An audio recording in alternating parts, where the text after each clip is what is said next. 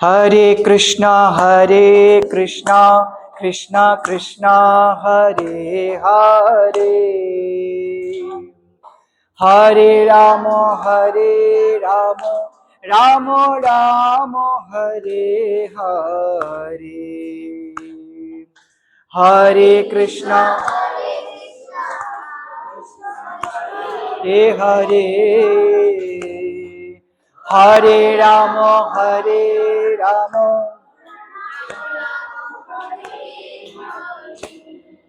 हरे कृष्णा कृष्णा कृष्णा हरे हरे, हरे राम राम राम हरे हरे, हरे कृष्णा कृष्णा कृष्णा हरे हरे, हरे राम राम राम हरे। जय राधे राधे जय जय राधे,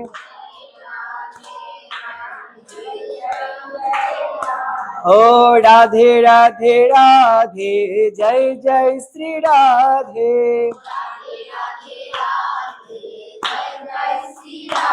ओ राधे राधे राधे श्यामा प्यारी राधे, राधे राधे निताई गौर प्रेमानंदे हरि। শ্রী শ্রী গুরু গৌরাঙ্গ গান্ধারবিকা গিরিধারী জয়যুক্ত হন। আমাদের ষষ্ঠ দিবসের গীতা ক্লাসের এই পর্বে আমরা গীতার মূল শ্লোক নিয়ে আলোচনা করব। আমরা আমাদের গত গীতা শিক্ষার ক্লাসে আমরা কত নাম্বার শ্লোক আলোচনা করেছিলাম? 4 নাম্বার শ্লোক। 4 নাম্বার শ্লোকে আমরা এটা শিখেছিলাম যে দুর্যোধন স্বয়ং দ্রোণাচার্যের কাছে এসে বলছেন, হে আচার্য, আপনি দেখুন আমাদের বিপক্ষে কারা কারা যুদ্ধ করবার জন্য উপস্থিত হয়েছেন। সেখানে প্রথমে যুযুধানের নাম করলেন, তারপরে বিরাটের নাম এবং তারপরে মহারথী দ্রুপদের নাম। কেন যুযুধানের নাম আগে করা হলো, বিরাটের নাম কেন দুজনের মাঝখানে করা হলো, এই প্রকার সমস্ত পুঙ্খানুপুঙ্খ কারণ আমরা 4 নাম্বার শ্লোকের ব্যাখ্যাতে শ্রবণ করেছিলাম। এখন আমরা পঞ্চম এবং ষষ্ঠ শ্লোক শ্রবণ করব এবং আস্বাদন করব।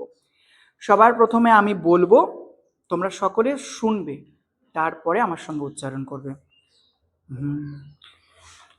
দৃষ্টকেতুশ্চেকিতানঃ কাশীরাজস্য বীর্যবান পুরুজিৎ কুন্তি ভোজস্য শৈবশ্চ নরপুঙ্গবহঃ যোধামন্যশ্চ বিক্রান্ত উত্তমৌজাশ্চ বীর্যবান সৌভদ্রো দ্রৌপদেয়াশ্চ সর্বো এব মহারথাঃ। এবার আমার সঙ্গে তোমরা বলবে, দৃষ্টকেতুশ্চেকিতানঃ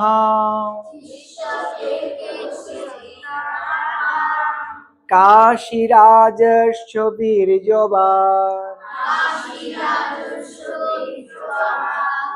পুরুজিৎ কুন্তি ভোজশ্চ শৈবশ্চ নরপুঙ্গবঃ যোধামন্যশ্চ বিক্রান্ত উত্তমৌজাশ্চ বীর্যবান সৌভদ্র দ্রৌপদেয়াশ্চ সর্বো এব মহারথাঃ। এবার আমরা প্রত্যেকটি শব্দের অর্থ শুনব। দৃষ্টকেতুশ্চেকিতানঃ, যদি সন্ধি বিচ্ছেদ করা হয় দৃষ্টকেতুঃ যুক্ত চ যুক্ত চেকিতানঃ। এখানে ধৃষ্টকেতু এবং চেকিতান দুজনের নাম বলেছেন। চ শব্দের অর্থ এবং। কাশীরাজস্য, কাশীরাজ যুক্ত চ কাশীরাজস্য বীর্যবান, বীর্যবান মানে পরাক্রমশালী, কাশী দেশের রাজা কাশীরাজ। তারপরে বললেন পুরুজিৎ কুন্তি ভোজস্য, পুরুজিৎ এবং কুন্তি ভোজ দুজনের নাম বললেন। তারপরে বললেন শৈবাস্য নরপুঙ্গবহ, সভ্য একজন রাজার নাম, নর মানে মানুষ, পুঙ্গব মানে শ্রেষ্ঠ, যিনি শ্রেষ্ঠ মানুষ ছিলেন। তারপরে দেখো যুধা মন্যুষ্য বিক্রান্ত, বিক্রান্ত মানে মহাপরাক্রমশালী, কে? যুধামন্যু। উত্তমৌজাস্য বীর্যবান, বীর্যবান মানে পরাক্রমশালী ক্ষমতাশালী, কে সে? উত্তমৌজা। তারপরে বললেন সৌভদ্র, সৌভদ্র মানে সুভদ্রার পুত্র। দ্রৌপদে আশ্চ, এবং দ্রৌপদীর পঞ্চপুত্র। সর্ব, সর্ব মানে সবাই, এব মানে অবশ্যই, মহারথ মানে মহারথী। এর বঙ্গানুবাদ কি আমরা শ্রবণ করি? ধৃষ্টকেতু চেকিতান, বীর কাশীরাজ, পুরুজিৎ এবং কুন্তিভোজ, নরশ্রেষ্ঠ সভ্য বলশালী যুদ্ধামন্যু, বীর্যবান উত্তমৌজা, সুভদ্রার পুত্র অভিমন্যু এবং দ্রৌপদীর পঞ্চপুত্র, এরা সকলেই মহারথী। কথাটা কে বললেন? কথাটা বললেন দুর্যোধন আচার্য দ্রোণকে বললেন, পাণ্ডব পক্ষের সেনাদের পরিচয় দিচ্ছেন। এবার আমরা এর ব্যাখ্যাতে প্রবেশ করছি। প্রথমেই উচ্চারণ করলেন ধৃষ্টকেতুর নাম। ধৃষ্টকেতু কে ছিলেন? ধৃষ্টকেতু ছিলেন শিশুপালের পুত্র। শিশুপাল কে ছিলেন? শিশুপাল ছিলেন, তিনি হলেন চেদি দেশের রাজা, চেদি রাজ শিশুপাল। তার পিতার নাম ছিল দমঘোষ, মাতার নাম ছিল শ্রুতস্রবা। এই শ্রুতস্রবা কে ছিলেন? এই শ্রুতস্রবা ছিলেন ভগবান শ্রীকৃষ্ণের পিতা বসুদেব মহারাজের বোন। এই বসুদেব মহারাজের বোন শ্রুতস্রবা, তার পুত্র হলেন কে? শিশুপাল। তো শিশুপালের যখন জন্ম হয় তখন তার 3টি চোখ ছিল আর 4টি হাত ছিল। সবাই বড় উদ্বিগ্ন, আরে এ তো অস্বাভাবিক তার শরীর। তখন আকাশে দৈববাণী হয়, বিশেষ কোনো ব্যক্তির কোলে গেলে এর অতিরিক্ত এই অঙ্গগুলি বিলুপ্ত হয়ে যাবে, কিন্তু যার কোলে গেলে এর অতিরিক্ত অঙ্গ বিলুপ্ত হবে, ভবিষ্যতে তার হাতেই কিন্তু এবার মৃত্যুও লেখা আছে, মৃত্যু হবে। তো শিশুপালের মা তখন সবাই, অনেক গণ্যমান্যগণ ছিলেন, সকলের কোলে তার পুত্রকে দেন। কালোর কোলে দিয়েই কোনো কিছু হলো না। সবার শেষে যখন ভগবান গোবিন্দের কোলে দিয়েছেন, সঙ্গে সঙ্গে গোবিন্দের সংস্পর্শে আসা মাত্রই এই যে অতিরিক্ত যে নয়ন এবং অতিরিক্ত 2 হাত বিলুপ্ত হয়ে যায়। সবাই বুঝতে পারে ভবিষ্যতে এই গোবিন্দের হাতেই এই শিশুপালের মৃত্যু অবধারিত। কোনো মা কি চায় যে তার সন্তান মারা যাক? তো চায় না। তো তখন গোবিন্দের তো পিসিমা হন, পিসিমা বলছে, হে গোপাল, তোমার কাছে আজ আমি একটি বস্তু চাইব। বলি কি পিসিমা? বলে দেখো, তুমি তোমার এই ভাইয়ের 100টি অপরাধ ক্ষমা করবে, আমায় তুমি কথা দাও, প্রতিশ্রুতি দাও। ভগবান কথা দিলেন, পিসিমা আমি আমার ভাই শিশুপালের 100 অপরাধ ক্ষমা করব। তো এই প্রকারে শিশুপাল বড় হলো। কিন্তু শিশুপাল জন্ম থেকেই এ কৃষ্ণ বিদ্বেষী ছিল। এ সদা সর্বদা কৃষ্ণ নিন্দা করত, কৃষ্ণ বিদ্বেষ মনোভাবনা ছিল। পরবর্তীতে যখন যুধিষ্ঠির মহারাজ রাজস্ব যজ্ঞের আয়োজন করেছিলেন, সেখানে অনেক আচার্যবৃন্দ, রাজবৃন্দ, মুনি ঋষিবৃন্দ এসেছিলেন, তখন এই চেদিরাজ শিশুপালও এসেছিলেন। তখন এই সভার মধ্যে সর্বশ্রেষ্ঠ অর্ঘ্য আসন কাকে দেওয়া হবে, যখন সবাই ঘোষণা করলেন ভগবান কৃষ্ণের নাম, সবাই মেনে নিলেও এই শিশুপাল বিরোধ করেছিল। শিশুপাল বিরোধ করে গোবিন্দের নিন্দা করতে শুরু করে। নিন্দা করতে করতে গোবিন্দচরণে অপরাধী হতে হতে যখন তার 100 অপরাধ পূর্ণ হয়ে গেল, যে 101তম অপরাধ করে ফেলল, সঙ্গে সঙ্গে ভগবানের সুদর্শন চক্রের দ্বারা তার দেহ থেকে মুন্ডু বিচ্ছিন্ন হয়ে গেল। এবং প্রত্যেকের দেহের মধ্যেই তো এক চিন্ময় আত্মা থাকেন, সেই শিশুপালের আত্মা গিয়ে ভগবত চরণে গিয়ে বিলীন হয়ে গেল। এই প্রকারে ভগবানের হাতে শিশুপালের মুক্তি মিলে গেল। তো কে ছিলেন এই শিশুপাল? শিশুপাল ছিলেন পূর্বজন্মে ভগবানের বৈকুণ্ঠের দাড়ি জয়। জয় আর বিজয় দুজন দাড়ি ছিলেন, তারা চতুর্শনের চরণে অপরাধী হয়ে গেছিলেন, যার কারণে 3 জন্ম তারা শত্রুরূপে জন্ম নিয়ে ভগবানের সঙ্গে শত্রুতা করেছিলেন। যার কারণে সেই জয় এবার চেদিরাজ শিশুপাল হয়ে ভগবানের সঙ্গে শত্রুতা করলেন এবং ভগবানের হাতে নিধন হয়ে সে ভগবত ধাম প্রাপ্ত হলেন। দুর্যোধন বলছেন এই ধৃষ্টকেতু, এই ধৃষ্টকেতুকে এই চেদিরাজ শিশুপালের পুত্র। বলবার কি উদ্দেশ্য? এখানে এটা বলতে চাচ্ছে, আরে যে কৃষ্ণের হাতে এর বাবা শিশুপালের মৃত্যু, আর কিনি এত বড় মূর্খ, এ কিনা আমার পক্ষে যোগ না দিয়েই সেই কৃষ্ণের পক্ষেই যোগ দিয়েছে। হ্যাঁ, এর উচিত ছিল আমার পক্ষে যোগ দিয়ে কৃষ্ণের পক্ষের সঙ্গে বিরোধ করা, কিন্তু এতই মূর্খ যে আমার বিপক্ষে যুদ্ধ করছে। ওই জন্য বলছে কি, শিশুপালের পুত্রের নাম উচ্চারণ করে বললেন ধৃষ্টকেতু চেকিতানহ। এখন আমরা জানবো এই চেকিতান কে ছিল।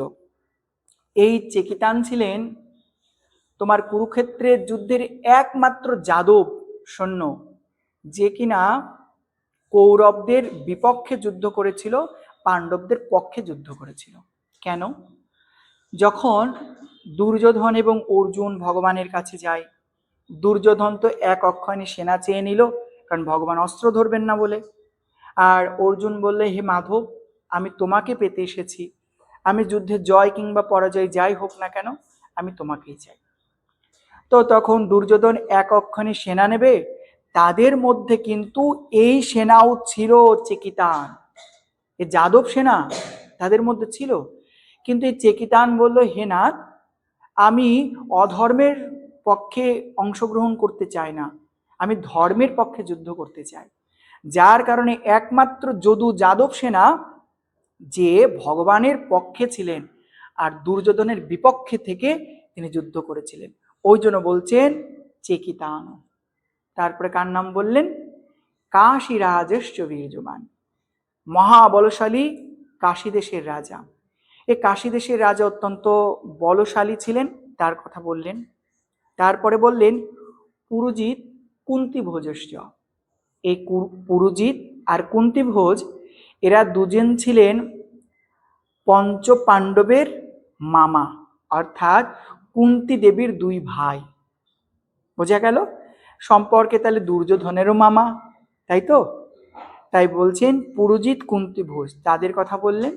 তারপরে বললেন শৈবাশ্চ নরপুঙ্গবহ, মানব শ্রেষ্ঠ সভ্য। এই সভ্য কে ছিলেন?